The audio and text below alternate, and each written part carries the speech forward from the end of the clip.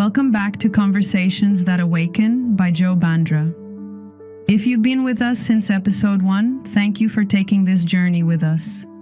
Over the first 10 episodes, we've questioned many of the assumptions most of us inherited without ever examining them.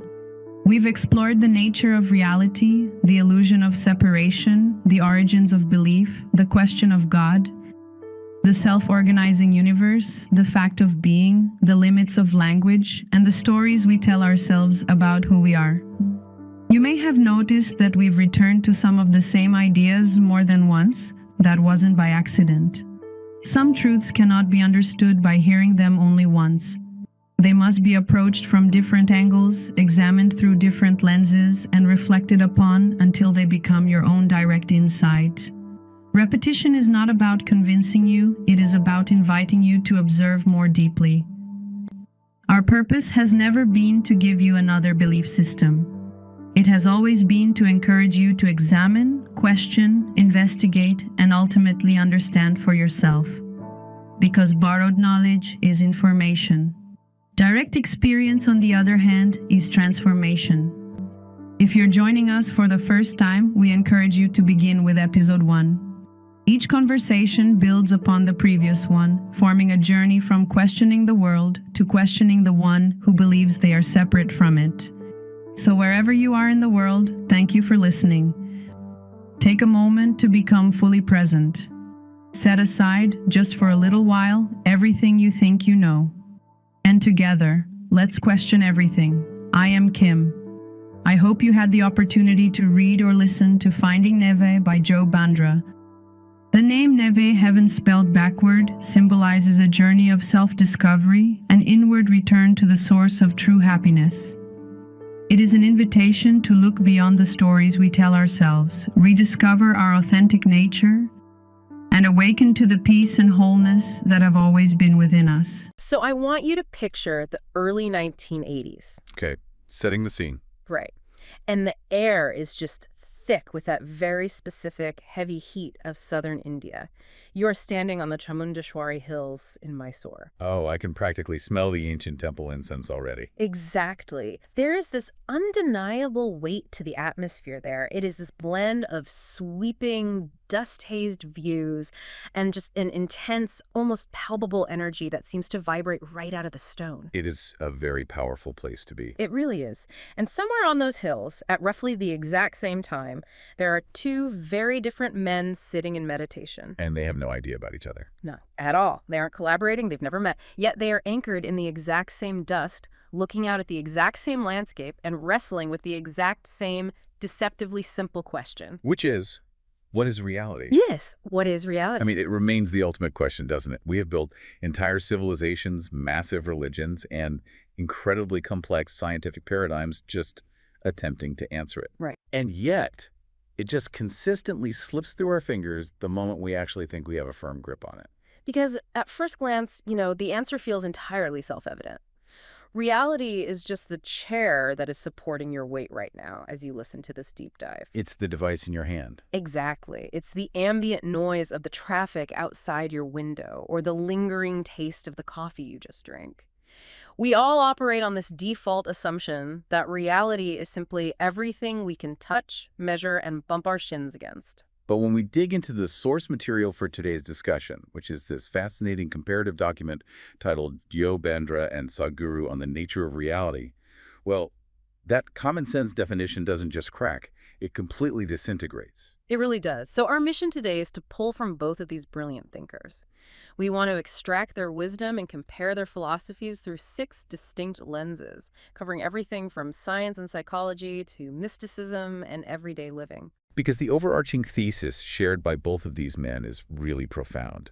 They both insist that you are fundamentally more than your physical body. Right. You are more than the passing weather of your thoughts, your fluctuating emotional states, and you are certainly more than the social identity or the professional title you reflexively refer to as me. Okay, let's unpack this. Yeah. Because if we are going to accept the premise that we aren't just these, walking, talking meat suits with jobs and opinions. Which is a great way to put it. Thank you. If we accept that, we have to look at the immense amount of noise preventing us from seeing what we actually are. The inherited cultural beliefs, mostly. Right. Our beliefs, our hidden assumptions, our absolute certainty about the world, it is all heavily filtered. Hmm. It is constantly shaped by our memories and completely colored by the programming we got from our families, our schools, and our societies. We are essentially wandering through a highly curated subjective bubble. Yes.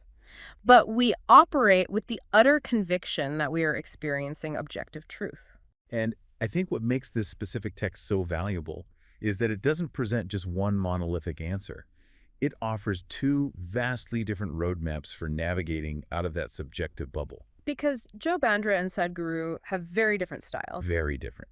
You have Joe Bandra, whose approach is anchored in direct, open inquiry, spontaneous awareness, and his own sudden, unearned psychological awakening. And then on the other side, we have Sadhguru. Right, who operates from the deeply structured, meticulously mapped ancient yogic tradition.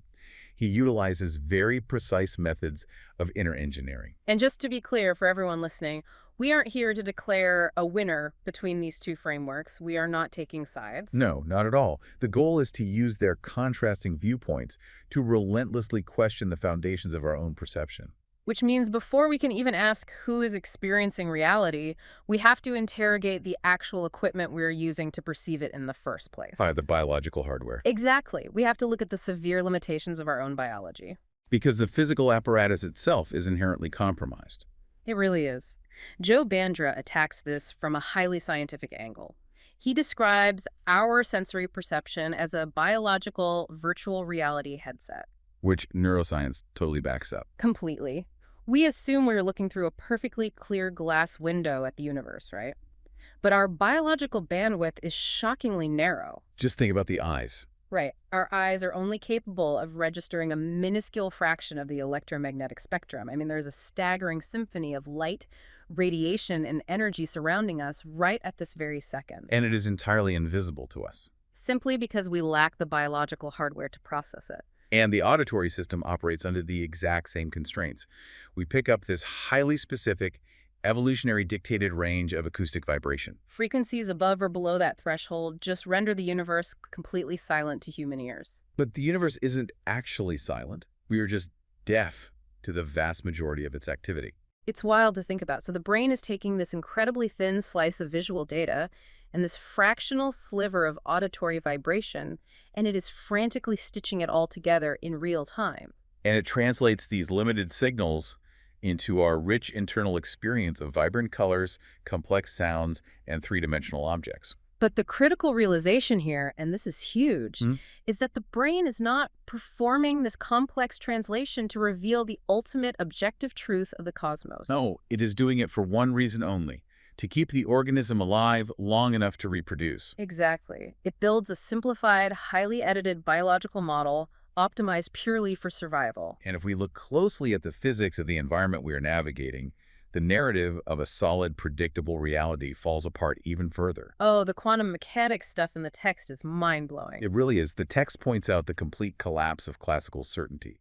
Like, you perceive the table in front of you as a solid, continuous object, right? Right. I knock on it and it feels solid. But the only reason it feels solid is because the electromagnetic repulsion between the electrons in the table and the electrons in your hand creates the physical sensation of resistance. Wow.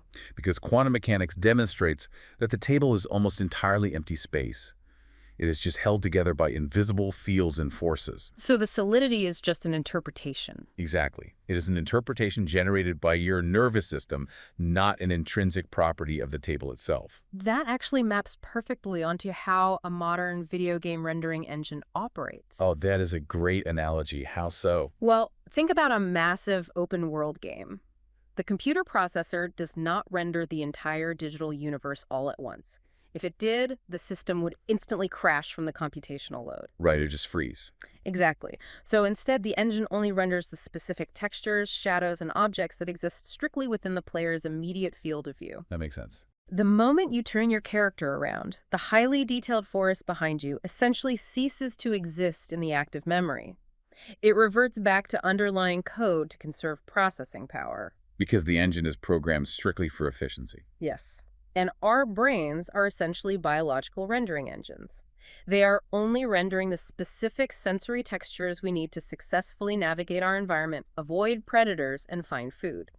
They are literally hiding the underlying code of reality from us on purpose to save brain power. And that underlying code, the actual mechanics of existence, is what Joe Bandra forces us to confront philosophically. Right, because if science demonstrates that our biological rendering engine is just providing a localized, survival-based hallucination, Joe asks a pretty devastating question. He asks, how can we possibly trust that anything we perceive is an accurate representation of what is actually there? And the answer is we can't. The data is compromised right at the source. And our cognitive structures just double down on the deception, particularly through our use of language. Oh, the illusion of separation. Yes. We are linguistically trapped. Consider the simple sentence, I see the tree. Okay, I see the tree. The moment you structure that thought, you have hallucinated a trinity that doesn't objectively exist in reality. Wait, how so? You have created an independent observer called I, a separate action called seeing, and an isolated object called the tree. Oh, wow. I never thought about it like that. Our very grammar reinforces the assumption that we are an isolated entity locked inside a skull peering out at a disconnected universe. And Joe is demanding we look at whether that rigid boundary between the observer and the observed is a fundamental truth of physics or just another incredibly persistent cognitive illusion. And Sadhguru tackles this exact same illusion, but he does it by stripping the human identity down to its bare mechanical components. Yeah, his philosophical baseline in the text is remarkably unsentimental. It really is. He challenges people to examine the physical body they identify so closely with. He asks, what is it, mechanically speaking? And his answer is pretty blunt. Very blunt. He defines the body as merely accumulated food. Accumulated food. It is a highly organized, temporary pile of the bread, vegetables, and proteins you have consumed over your lifetime, gathered from the earth and shaped into a human form. I have to admit, realizing that I am essentially a localized walking pile of groceries is a profoundly unromantic way to view human existence. It definitely hurts the ego a bit. But it's factually undeniable. I mean, I am made of the food I ate. And he applies the exact same surgical logic to the mind. He defines the mind as merely accumulated impressions. Right, so every conversation you've ever had, every trauma you've endured, every movie you've watched. Every cultural norm you've internalized, your entire psychological landscape is just a vast, buzzing warehouse of gathered data. Like a hard drive. Exactly like a hard drive. But this is where we hit a massive philosophical wall. Because if my physical body is objectively just a temporary collection of organic material I've ingested, Right. and my psychological mind is just a recorded database of external stimuli I've absorbed, then what is actually doing the observing? That is the million-dollar question. Who or what is the me that is capable of realizing it is made of food and memories? And the recognition of that specific gap, the space between the accumulated data and the thing observing the data, that is the foundational pivot of Joe Bandra's philosophy. It leads to what he calls his one unassailable fact. Yes. You can doubt the accuracy of your sensory VR headset. You can easily prove that your memories are constantly rewritten and distorted every single time you access them. And your thoughts frequently contradict themselves. But the one thing you absolutely cannot doubt is the raw fact of awareness itself. Experience is happening. Right. I can't deny that I'm experiencing something right now. Exactly. And Joe frames the inquiry like this. He says, if I have the capacity to observe my physical body, I cannot fundamentally be the body. Because the observer is separate from the object. Exactly. If I can stand back and watch a thought enter my mind and then disappear, I cannot be that transient thought. If I can observe an emotion like fear or joy arise, peak, and fade away, those emotions cannot serve as the definition of what I am. Because the observer must inherently exist independently of the object being observed. If I can watch the anger, the watcher is not the anger. And Joe isn't offering this as just some clever linguistic puzzle to solve over dinner. He is offering a method of active psychological reversal. He wants you to stop focusing outward. Right. Stop focusing on the transient objects of experience, the thoughts, the feelings, the external world, and turn your attention 180 degrees backward.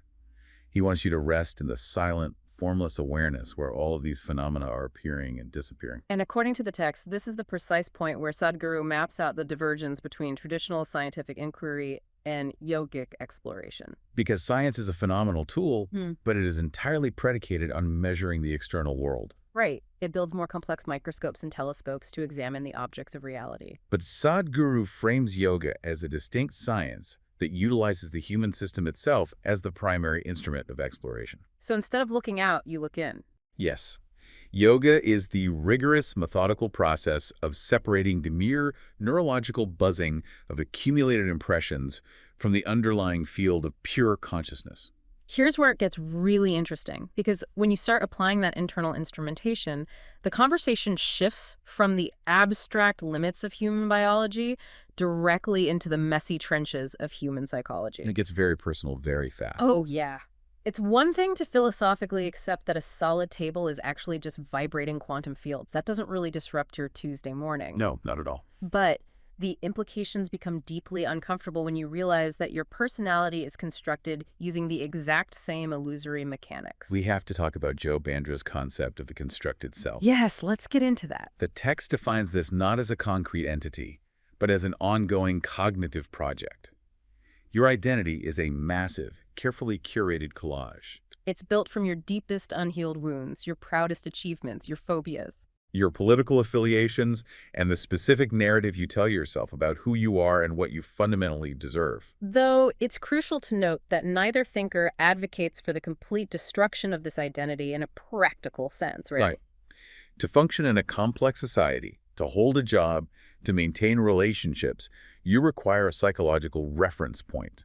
You need a functioning avatar in the world. You still need to know your name when you go to the bank. Exactly. The acute suffering of the human condition doesn't stem from possessing a constructed self.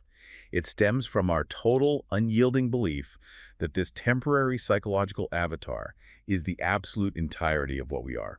I actually noticed the reality of this just last week in a way that perfectly illustrates the text's point about suffering. Oh, really? What happened? Well, I was driving, completely relaxed, listening to music, and someone aggressively cut me off in traffic. Classic trigger. Right. And in the physical, objective reality of the situation, the cars didn't touch. My body was completely unharmed. My biological organism was not in any physical danger after the event passed. But I'm guessing internally that wasn't the case. Internally, my body experienced a massive neurochemical dump of stress hormones. My heart rate spiked.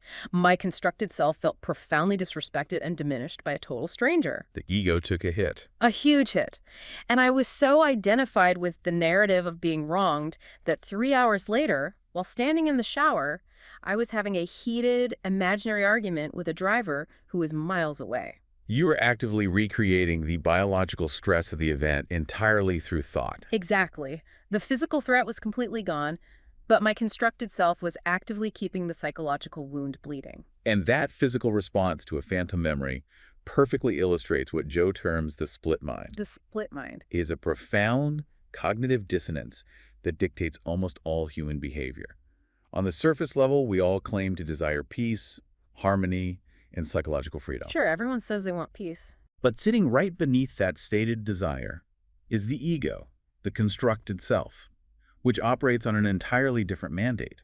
The constructed self's primary directive is self-preservation, and it preserves itself through separation and conflict. So it actually wants the fight. It fiercely protects its grievances because those grievances provide a rigid, definable sense of identity. That makes so much sense. We claim we want to heal from a betrayal, but we will obsessively replay the memory of the betrayal every single day. Because the identity of being the victim feels more secure than the unknown void of actually letting it go. We constantly feed the exact mental loops that are imprisoning us. Which naturally invites a strong resistance from a lot of people. I mean, if the ego is a fiction and our grievances are just mental loops, what does that mean for actual justice? That is the big pushback. Right, because if someone commits a genuine malicious harm against you, does recognizing the constructed self mean you just passively accept the abuse? Like, how do you forgive someone without just becoming a doormat for harmful behavior? It is the most common pushback to any spiritual teaching about letting go.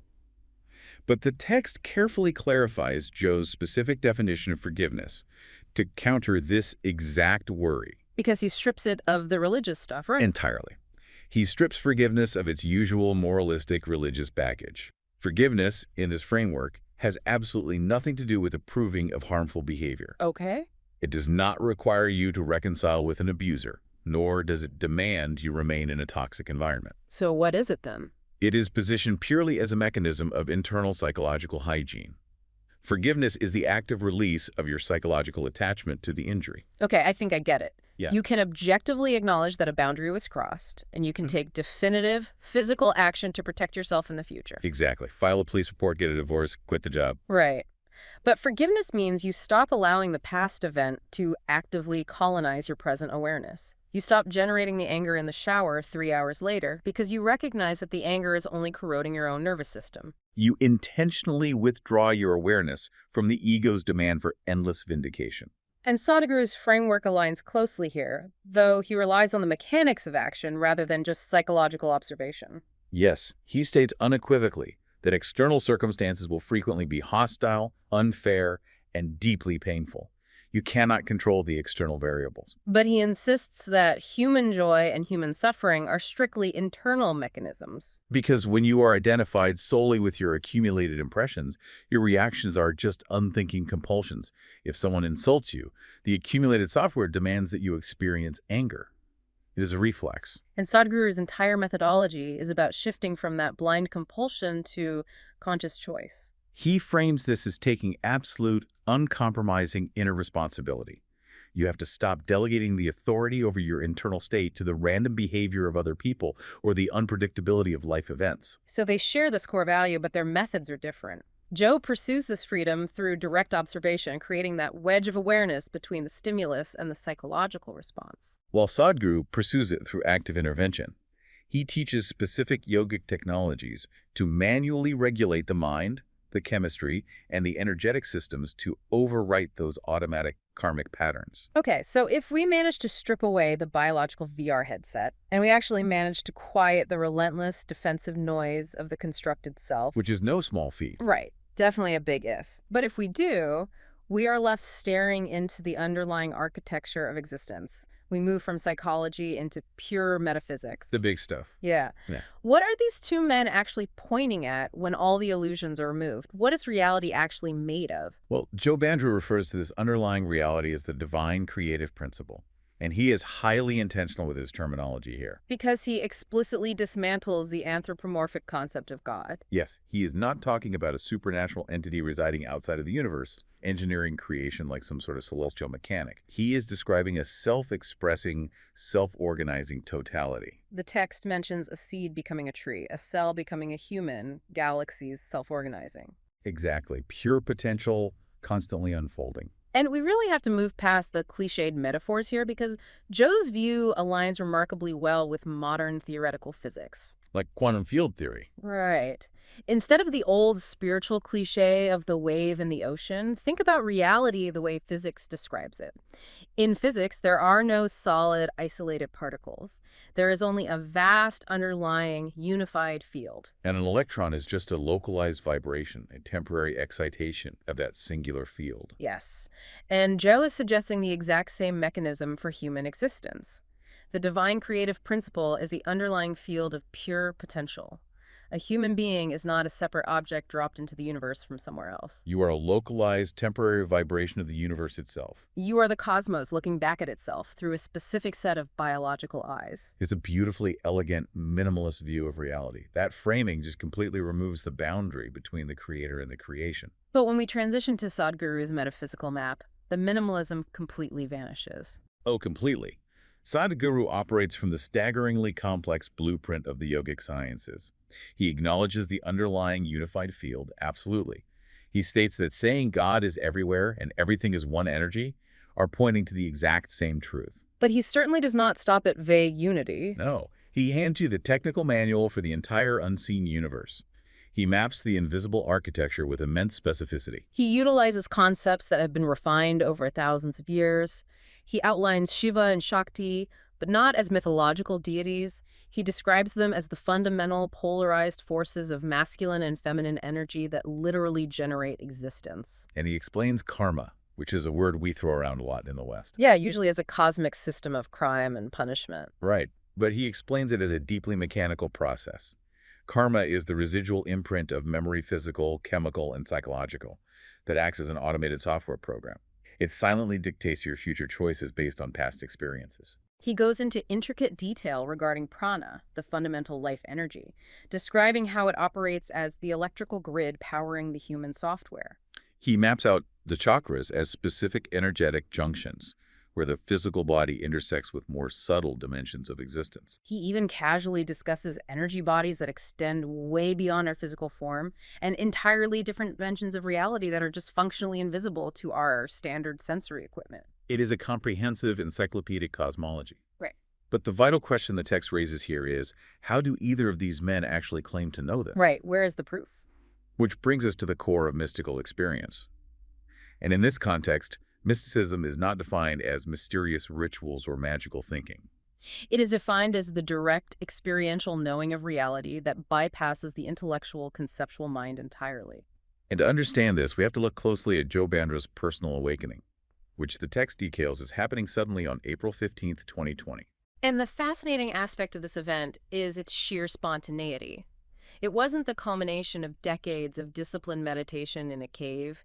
It occurred completely without warning. And the defining characteristic of the experience was the complete and sudden collapse of his psychological reference point. The Joe entity, the constructed self, with its historical narrative, its preferences, its anxieties, it simply vanished from awareness. The boundary between the internal observer and the external universe just dissolved. And the text highlights a really crucial paradox here.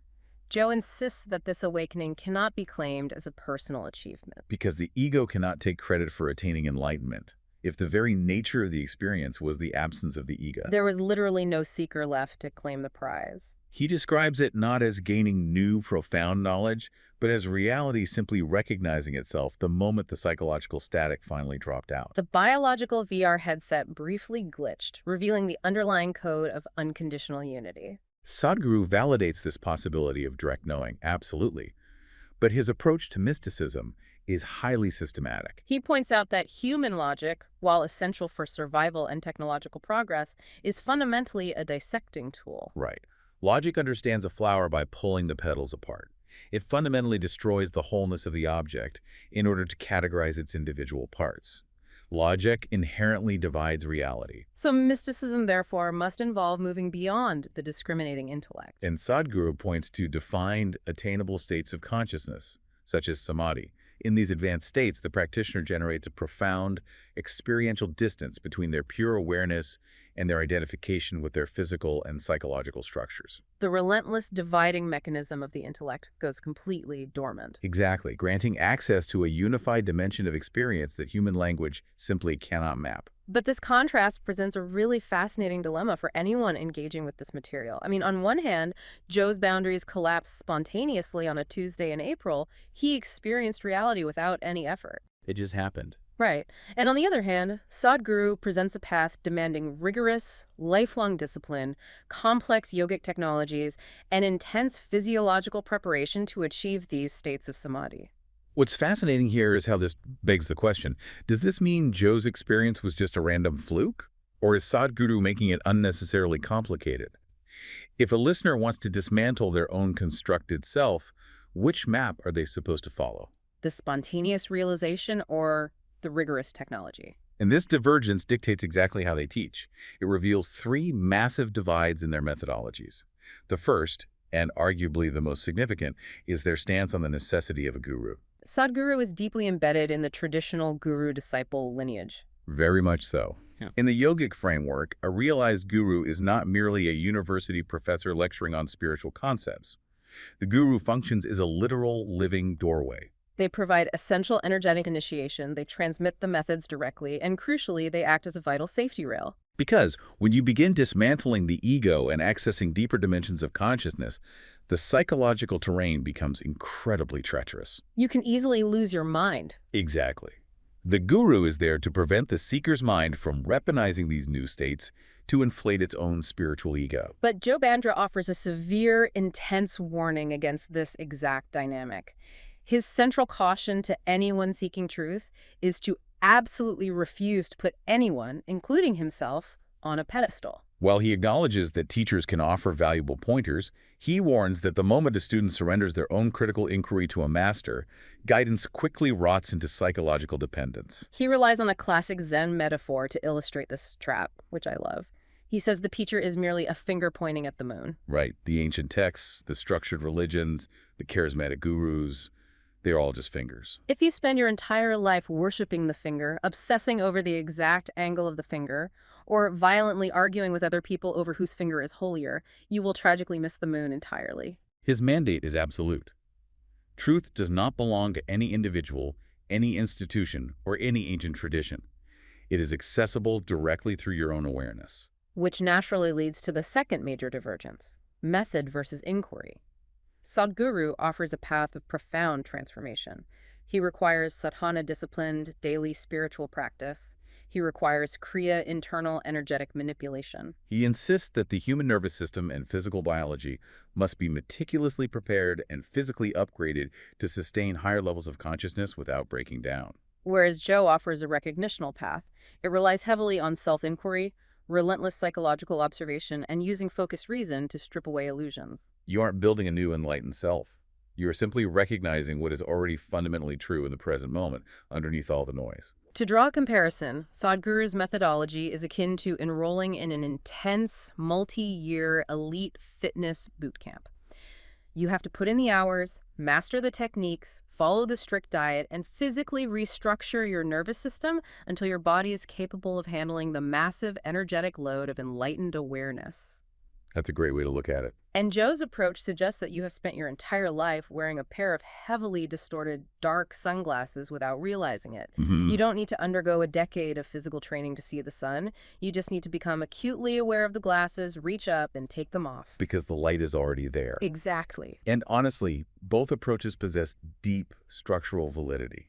The yogic tradition's reliance on intense preparation and a guiding guru is built on thousands of years of observing how easily the human mind can delude itself. Right. Without a grounded framework, spontaneous spiritual experiences can easily derail a person's psychological stability. But conversely, Joe's deliberate lack of a complex methodology is incredibly potent for a modern audience. We live in an era where people are deeply skeptical, they're exhausted by institutional dogma, and they are extremely wary of the power dynamics inherent in traditional religious structures.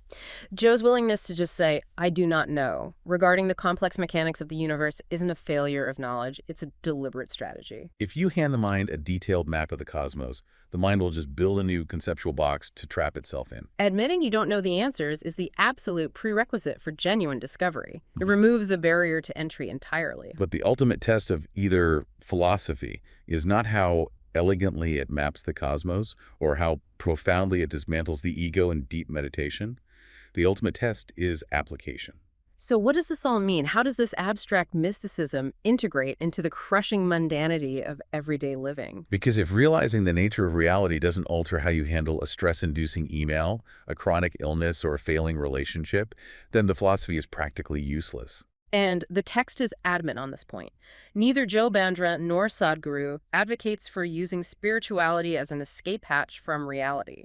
Awakening is not a license to passively withdraw from your responsibilities, abandon your family, or ignore the friction of human existence. It is a fundamentally transformed method of engaging with that friction. Joe offers highly actionable, immediate practices for daily life. The first is incredibly simple, but radically disruptive. Pause before reacting. When the external world triggers your constructed self, insert a deliberate wedge of awareness between the stimulus and your response. Second, observe your thoughts without granting them the authority of belief. Treat your internal monologue as passing data, not absolute truth. Third, relentlessly question your inherited assumptions. Fourth, practice internal forgiveness by refusing to let past harms dictate your present emotional state. And he also frames compassion not as a heavy moral duty, but as a logical extension of his metaphysics. Because if you truly operate from the understanding that beneath the biological VR headset, there is no fundamental separation between you and the person in front of you, that you are both localized vibrations of the exact same unified field, then kindness isn't a rule you force yourself to follow.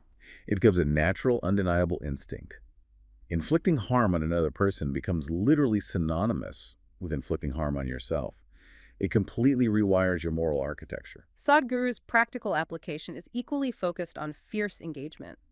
He commands his students to live willingly. Whatever action you are performing, whether it is leading a massive corporation or simply sweeping a floor, do it with absolute conscious willingness rather than dragging your feet through your own life. he heavily emphasizes conscious consumption, recognizing that the food you eat literally becomes your physical vessel and treating that process with reverence. He utilizes breathwork and disciplined action, specifically designed to short-circuit the karmic software.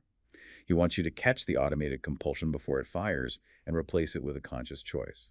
This shifts the entire paradigm of how we experience life. It is staggeringly liberating to realize that you are not obligated to blindly obey every pulse of anxiety, fear, or outrage that your nervous system generates. Because your brain is a survival machine. It is designed to constantly scan for threats and sound the alarm. But you are the silent awareness observing the alarm. You do not have to salute every intrusive thought that marches through your consciousness. And when you actively apply this framework, the irritations of daily life undergo a profound transmutation. A frustrating delay in traffic, a sudden physical injury, the profound grief of losing a loved one. These are no longer just random cruel events inflicted upon a victim. They become an active laboratory. They become the precise testing ground where you utilize your awareness. Every moment of friction is a direct opportunity to watch the constructed self attempt to take control and consciously choose to let the story fall apart. The territory we've covered here forces a complete reevaluation of the human experience. We started by looking at the hard science of our biological VR headsets, recognizing that our eyes and ears are filtering out the vast majority of the universe just to keep us alive. We dissected the fragile architecture of the constructed self, that heavy psychological backpack of historical grievances and rigid identity we all stubbornly carry. We examined Sadhguru's incredibly precise, ancient mapping of karma and energetic dimensions, and contrasted it with the sudden, explosive collapse of the ego in Joe Bandra's spontaneous awakening. Yet beneath the radically divergent mechanics, the intense structured technology of ancient yoga versus the direct, open inquiry of modern non-duality, the ultimate conclusion is unified and undeniable. You are fundamentally not limited to the psychological avatar you call me. And reality, whatever its ultimate nature may be, is vastly too immense, too fluid, and too profound to ever be successfully captured by human thought alone. Words are just symbols. Philosophy can organize our concepts. Science can definitively map the limitations of our biology. But eventually, the analysis must end. The theoretical discussion has to stop. The finger has pointed as clearly as it can. Now, the requirement is to actually look at the moon. Right now, wherever you are sitting or driving or walking as you listen to these words, take one deliberate second to look inward. Ask yourself, what is present in the silent space of your mind right before your next thought arises? And if every single belief, memory, and narrative you hold about who you are were to completely vanish in the next second, who exactly would be left behind to notice they were gone? Thank you for listening. If you enjoyed this episode, please hit the like button, subscribe to the channel, and share it with someone who might benefit from the conversation. Your support helps us continue exploring the deepest questions of life, consciousness, and reality. I am Julia Carter, and it is my honor to introduce Joe Bandra, author, philosopher, speaker, healthcare technology pioneer, and lifelong explorer of life's questions. Through his writing, Joe bridges science, philosophy, psychology, spirituality, and direct experience in a search for truth. His first book, Finding Nivea, is a transformative journey of self-discovery and the search for lasting happiness. His second book, Body, Mind, and Machine, chronicles his remarkable career and the evolution of healthcare technology.